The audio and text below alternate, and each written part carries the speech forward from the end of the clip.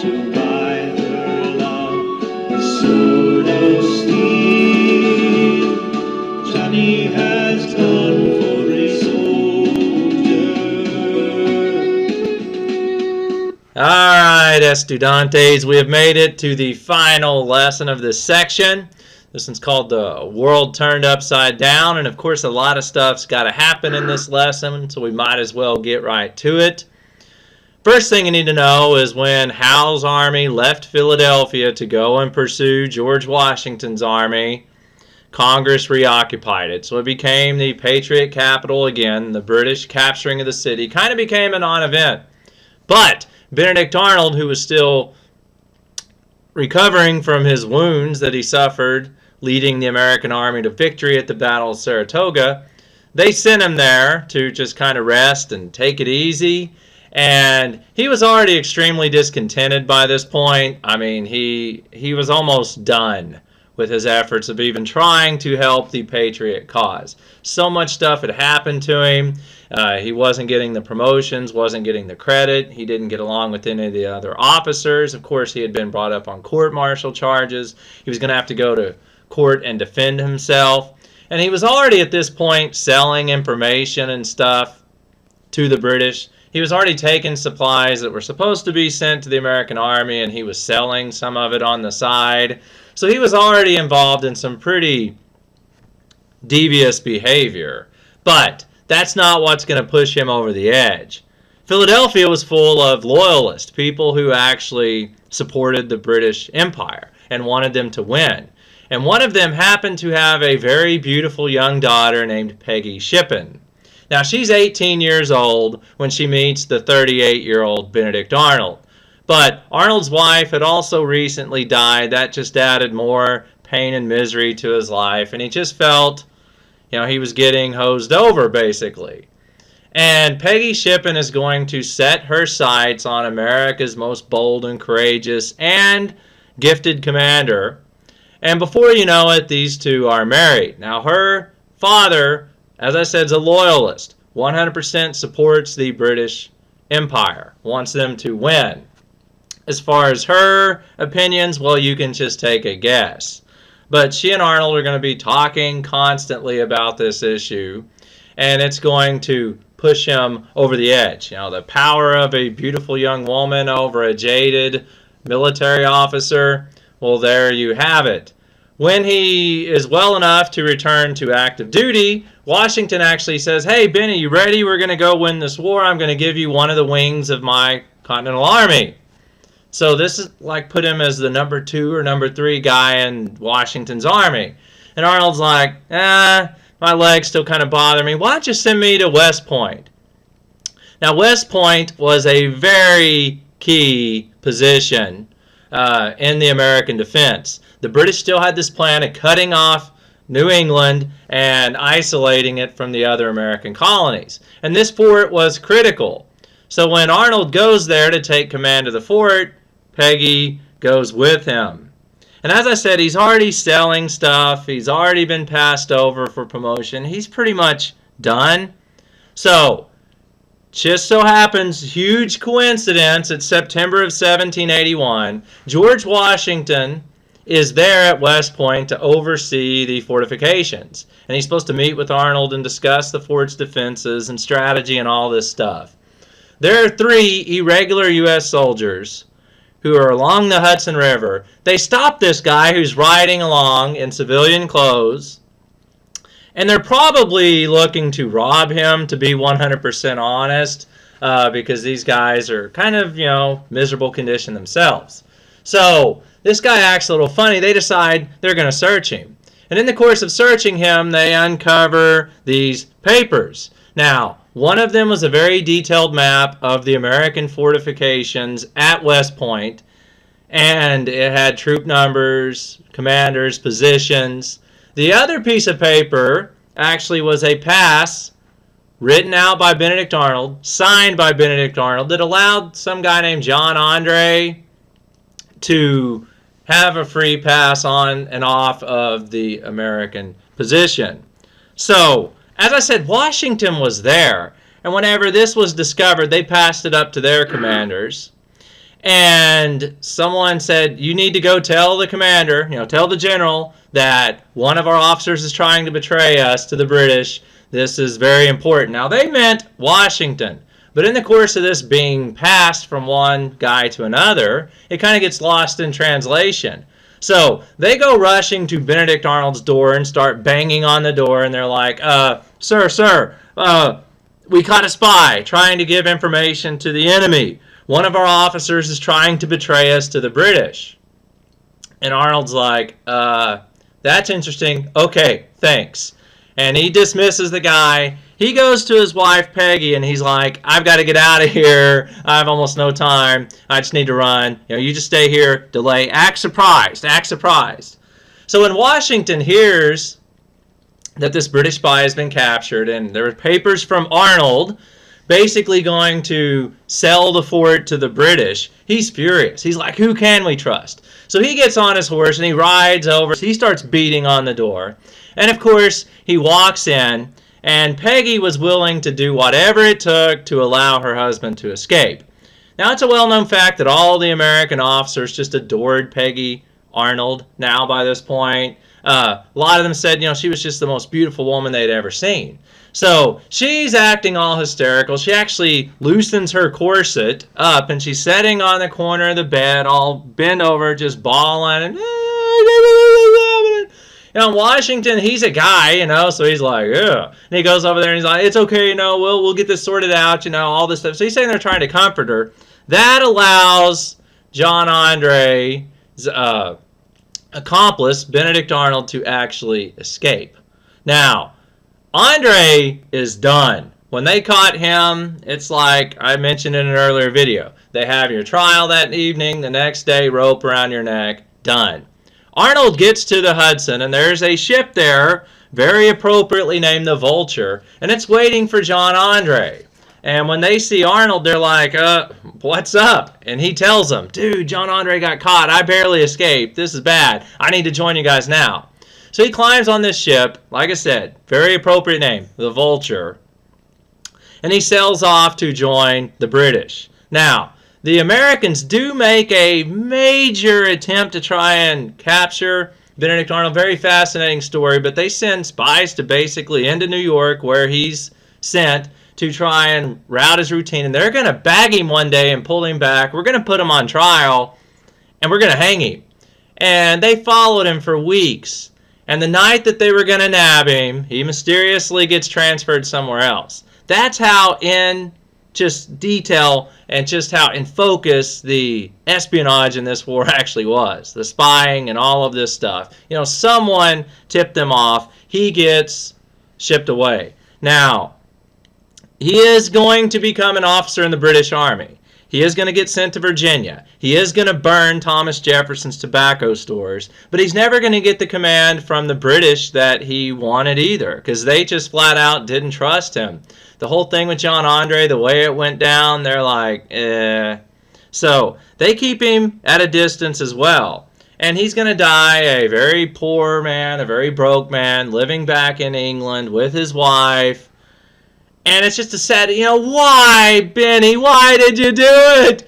I mean, this guy was on the fast track to being one of America's greatest heroes. And now people just think of him as traitor. I mean, he's even got this nice monument at the Battle of Saratoga. It reads, in memory of the most brilliant soldier in the Continental Army. It has no name on it. I mean, it's a boot, it's a leg, and it also says, in recognition of a severe leg injury suffered by our brave hero who led our troops to victory. There's no name on it. So John Andre, he does get the worst. I mean, he gets hanged.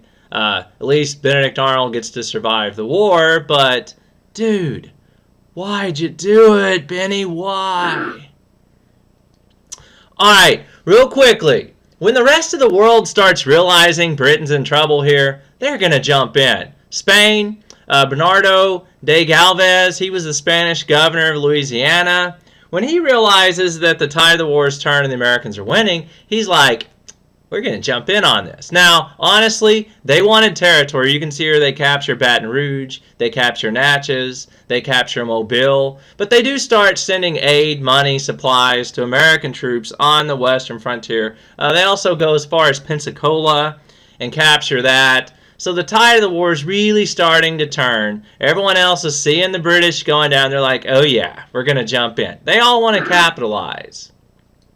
Lord North, the British Prime Minister, when he sees support for the war in Britain waning, because this starts turning into a global war. I mean, Britain's having to defend stuff in Africa, India, the Caribbean, France jumps in. So this turns into a world war. And Lord North is like, I don't want to go down with this ship. So he tries to resign. And King George III is like, nope, I'm not going to accept it. Not going to accept it. Ain't going to happen.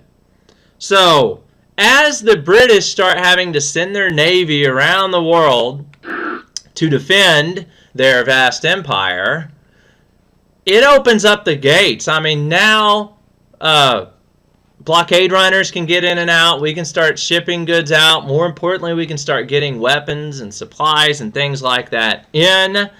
And Congress gets kind of clever. They start paying these guys called privateers.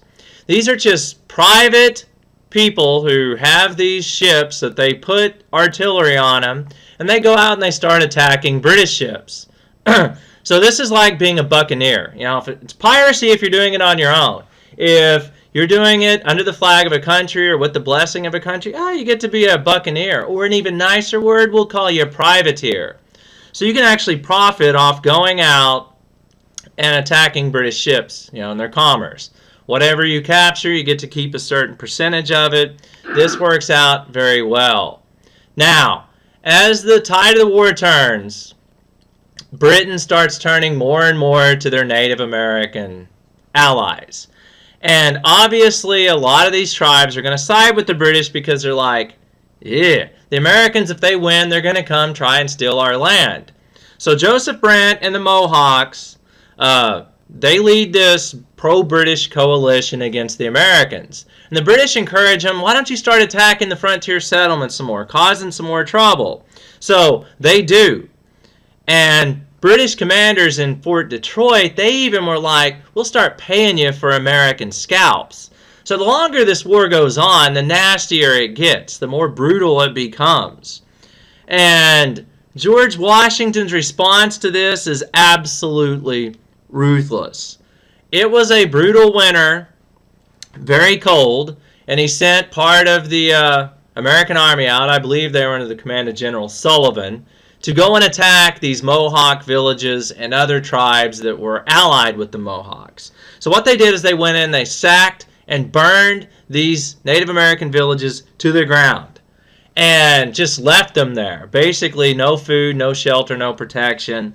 A lot of these tribes had to actually relocate to Canada, so where the British government could take care of them. So in that case, an ally kind of became a liability for the British. The other reason that their efforts in the West are going to fail basically is going to boil down to one guy. One guy who probably doesn't get enough credit simply because there's so many American heroes in this war. There's a guy named George Rogers Clark. Bright, red-haired guy, expert at guerrilla warfare, knew the trails, knew the way to go and conceal yourself and just come out of nowhere and attack. And he had a very small group of men, only about 175 men. And he actually is going to go and start attacking British outposts on the western frontier. And he's going to capture this place called Vincennes. Not once, but twice. And this is very much like the American invasion of Canada, where they're actually having to go through freezing ice-cold water, you know, up to their chest high, holding their guns and powder above their head, just to keep them dry. But he could just come out of nowhere, and he implemented all kinds of strategies, like his men spreading out wide, each man firing 2 or 3 guns, to make it sound like you had way more men than you did, and then demand that the British surrender, and it would work. Now, he actually captured Vincennes. There you can see it. I was here. Captures it, leaves it under the command of someone else. The British come back and recapture it. So he gets furious, takes an even smaller group of men, and actually goes and captures it again. So the British, they're needing some victories. And guys like George Rogers Clark, they're just making their job even worse. So the British are like, well, what are we going to do? They come up with this strategy. We're going to shift our war to the south. We can't win in the north. We're going to shift it to the south. There's a lot of loyalists down there. A lot of slaves we can offer them their freedom if they join their army.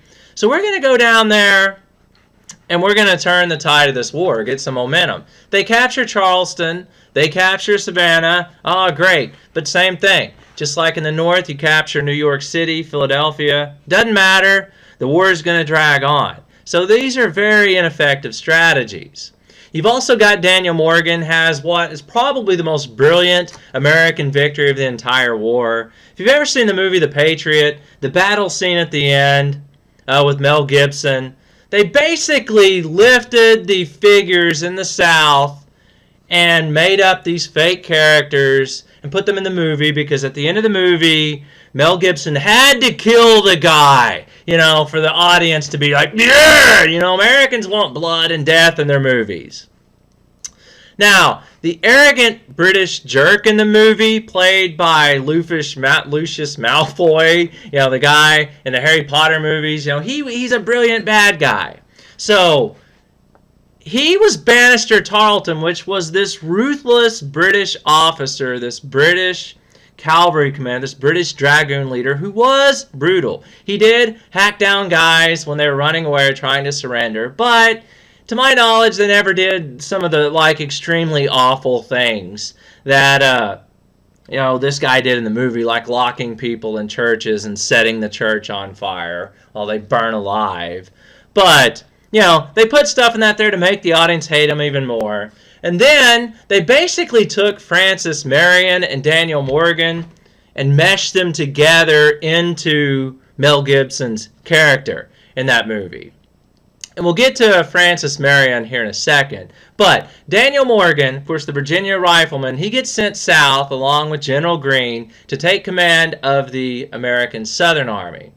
And he sets up the most brilliantly commanded battle probably of the entire war, where he takes his men, puts them at the river to their back, sends the militia forward and says, you guys have to fire at least 2 or 3 shots.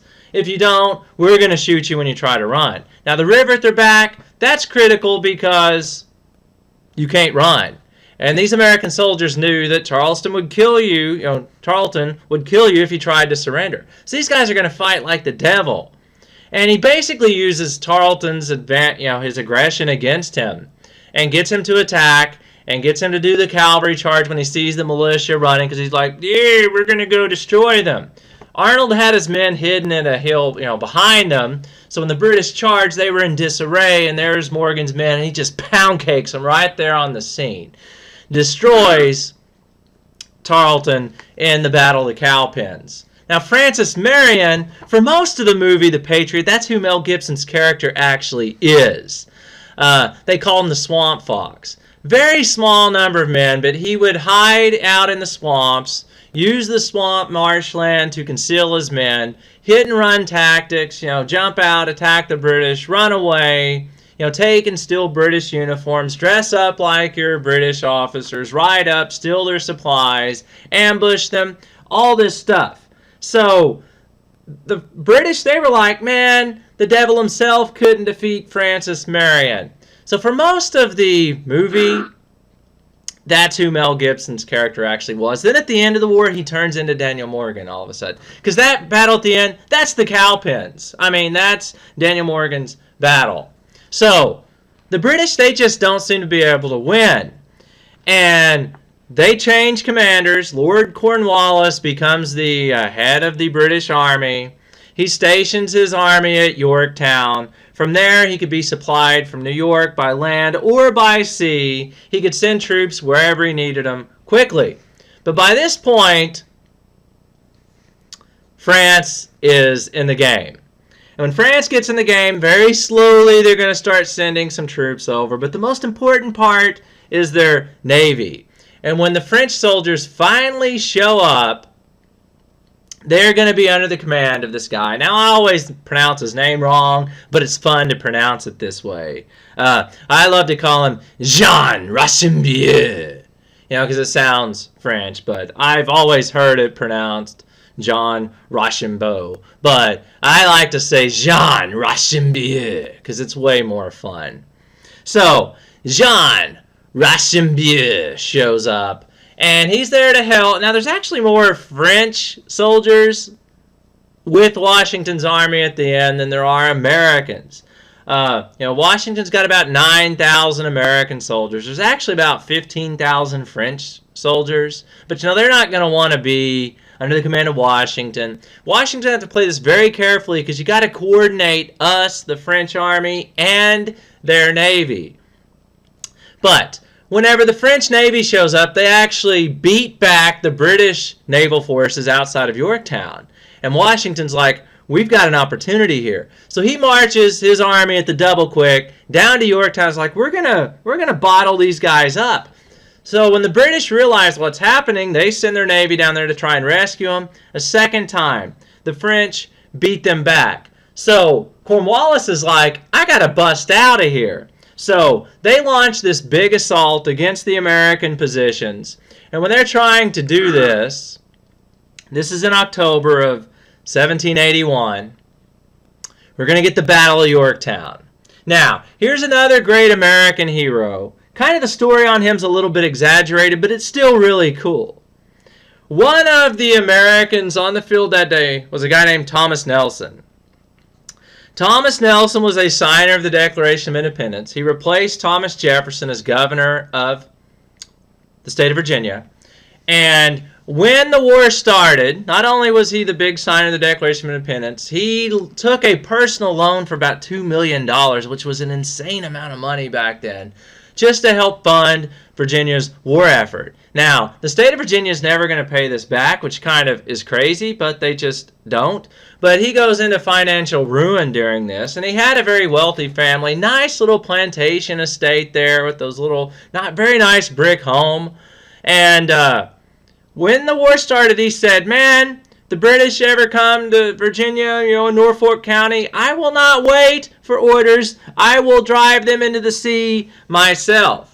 Now, he was actually commanding an artillery battalion when this fight started. And he's out there riding up and down the lines, surveying everything. When the British army moves into a certain sector, he notices his men aren't firing at the British soldiers anymore. So he rides up to them and he's like, gentlemen, why are you not firing into that sector? And they turn and look at him like he's crazy. One of them says, out of respect for you, sir. See, right there in the middle of what would now be the battlefield was Thomas Nelson's great, beautiful, multi-story, brick home. Just beautiful. And he's like, you got to be kidding me. So he gets off his horse and he starts turning the artillery right towards his luxurious estate. And then there's another legend that even says he offered to pay the first soldier that could hit his house with an artillery shell. Now that's probably exaggerated. And in the story of this verse that I originally heard, he lights the cannon himself and it starts firing and his house just gets destroyed and burns to the ground. Now here's the problem with that story. The house is still there today. You can go visit it and see it. It does show this battle scars, though you can see where our cannonballs were hitting it and extensive damage was done.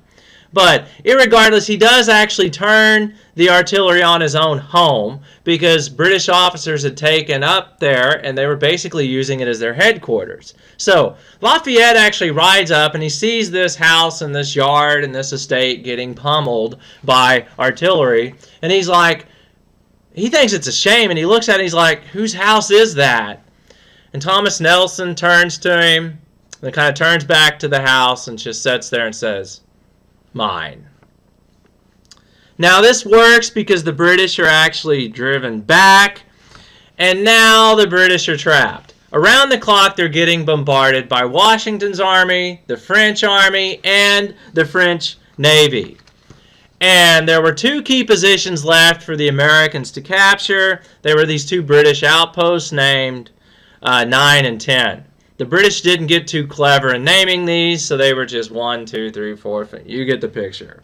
So when Hamilton and Rochambeau capture these two outposts in a night attack, man, Cornwallis realizes he's got nothing left.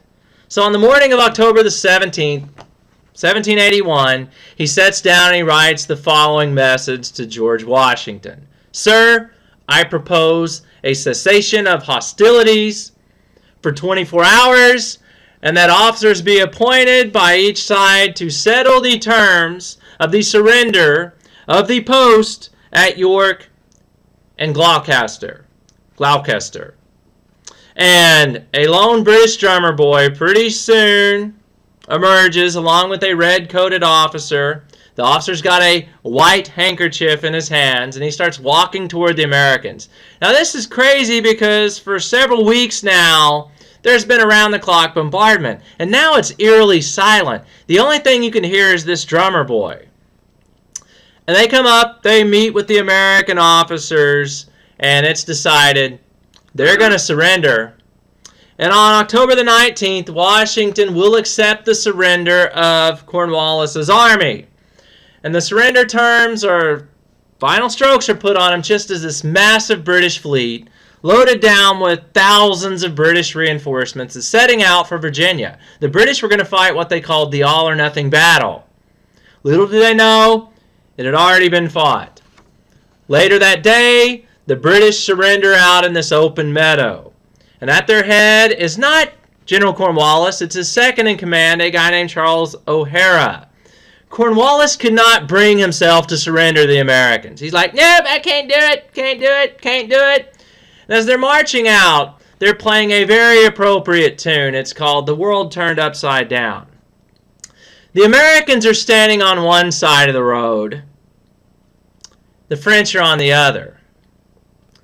And Lafayette is sitting there watching, and he notices that every single British soldier is staring at the French in an effort to just block out the ragged American army that's on the other side of the road. Lafayette sees this, and he's furious that the British would disrespect the Americans in this way. So what he decides to do is he's like, I am going to show them.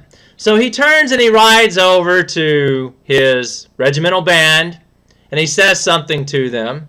And they break out in this bold rendition of Yankee Doodle Doo.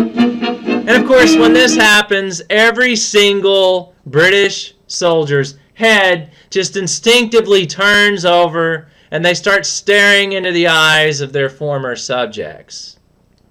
And as they're piling their muskets in a field, O'Hara rides up, and he continues to try and disrespect the Americans. He rides up to Jean Rochambeau and offers him his sword. In other words, the British are going to surrender to the French, not the Americans. Rochambeau is disgusted, and he points across the road to where Washington's sitting on his horse. So O'Hara has to turn and walk towards Washington with his head down. He extends his sword to Washington. Washington's like, you punks are going to try to send your second-in-command to surrender to me? So he points to his second-in-command and says, take the sword over there. And this was a guy named Benjamin Lincoln. He doesn't want the sword either. He points towards where the British soldiers are piling their muskets. In other words, you guys are all la-ti-da. Your soldiers are laying their weapons down the field, and you think you're so far, but you go put your sword down where they're putting theirs down. Now, when this happened, Lafayette's ecstatic. You know, he's like, the British lost, the British lost, the British lost. He can't wait. So he rushes back to his tent to notify the people in France that this war is over. The first letter he pens is to a friend of his, and he writes, the play, sir, is over. Now, a grand total of 4,435 American soldiers died on the field of battle fighting for American independence. Another 17,500 died from wounds, starvation, cold, or disease. Other estimates out there actually say the total number of American dead is 24,500. The war is officially ended with the Treaty of Paris, which does not become official until 1783. Realize this is about 2 years after the surrender at Yorktown. And that means, of course, there's another Treaty of Paris. Britain is forced to recognize American independence. Now, I want you to take a gander at this painting here. We actually sent an artist over because we knew this was a big deal. You know, Ben Franklin, the boys went over there and like, hey, yes, Treaty of Paris for a country, yeah. The British diplomats actually refused to pose for this painting. They refused to do it. They're like, nope, ain't going to do it, ain't going to do it. So they forgot to finish the painting. Now what happened was they had to come back, you know, after John Jay and Ben Franklin, those guys returned. They said, oh, sorry, you know, they wouldn't allow us to finish. So like, oh yeah, well, we'll finish it for them. So we got this bit of fun right here. Here's the British diplomat. Now I want you to look at the expression on this guy's face. He's like, you can't believe this happened. You can't believe this happened. He's in shock, you know, with his all House of Lords official robe on. And of course, you know, this guy over here is like staring at him like, you look stupid, man. I got a giant nose, but you look dumb. You know, he's like sitting there in shock. So I've always found that funny. And of course, Ben Franklin, dressed to kill, you know, gotta impress the ladies. Even if you're in London, man, you know, the English ladies, Benny representing. So that's the end of the American Revolution. Hope you enjoyed it. Hope you learned everything you need to know because we got a test coming up real quick, like in 2 days. So be ready for it or suffer the consequences.